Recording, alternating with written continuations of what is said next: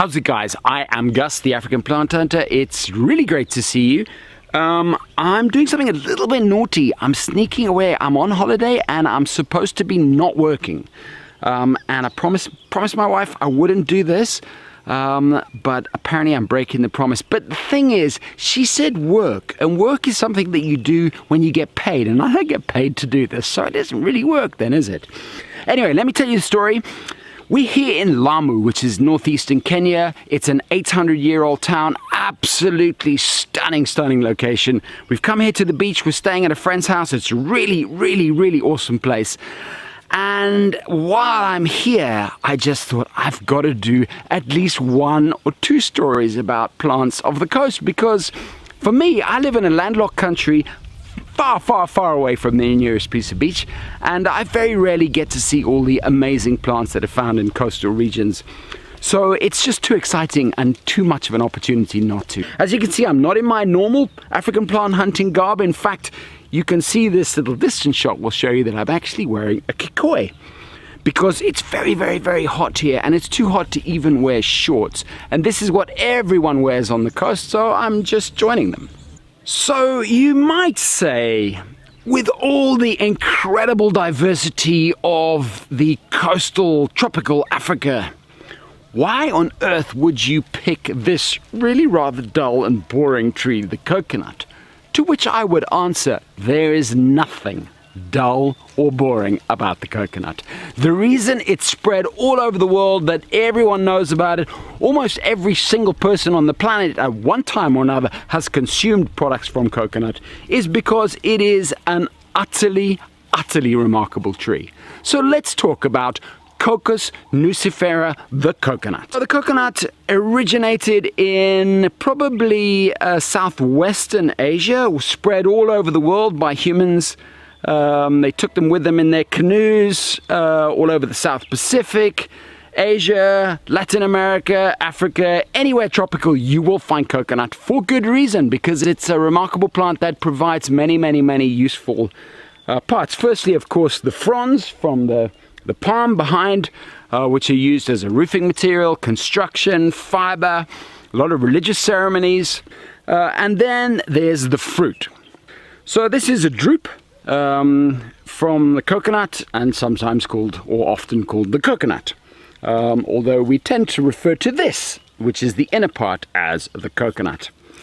So I'll show you all 3 of these, and then I'll chuck one away. So this is the unripe drupe. Okay, that can go. This is the ripe drupe that has fallen to the ground.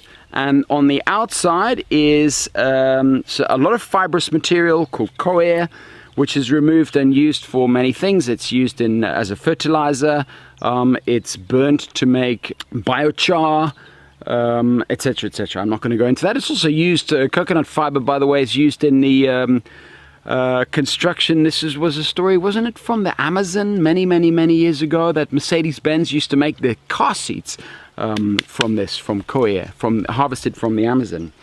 And then, okay, get rid of that one. And now let's look at this one. This is the actual coconut. This is the bit that's most interesting. So hard woody outer shell, and then on the inside with characteristic 3 eyes. These are the germination eyes. I'll talk about those in a minute. And then inside here, of course, is the meat and the coconut water. Coconut water is well known. It's absolutely delicious. Around here in Lamu, they say it's a very potent rehydration agent. This is really hot here, and people often get dehydrated, and they say, I've never personally seen it being done, but if you were to break through one of these eyes, stick a pipe in there with a syringe in the other hand, because it's completely sterile, the liquid in here, you could just pump that straight into your veins, and boom, you'd be instantly rehydrated. But drinking it also works, obviously. And then you got the meat. So from the meat, well, you get coconut meat, or the dried coconut meat, which is called copra, but you also get something called coconut milk. So if you pass water through the flesh, what comes out, that extracts some of the lipids in there, and then what comes out is called coconut milk. If you freeze the coconut milk, you then get a separation, and you get a sort of thicker part and a thinner part, and the thicker, should we call it a fraction, is then known as coconut cream. And of course for vegans, it's all the rage now to make ice cream substitute from coconut cream. And then obviously the other product which pretty much everyone knows about these days because it's talked about all the time in the health food industry, is coconut oil. And I'm not going to talk about coconut oil now. I will save that for another episode because there's so much to say on that topic and I can't cover it standing here melting in the hot African sun. I'd rather do that in a cooler, calmer environment. I think probably that's all I'm going to give you guys right now. It's been really fantastic talking to you. I do have to get back to my busy holiday, but it's been wonderful and I hope to catch you again. I'm Gus, the African Plant Hunter. It's been real. I will catch you later. Bye.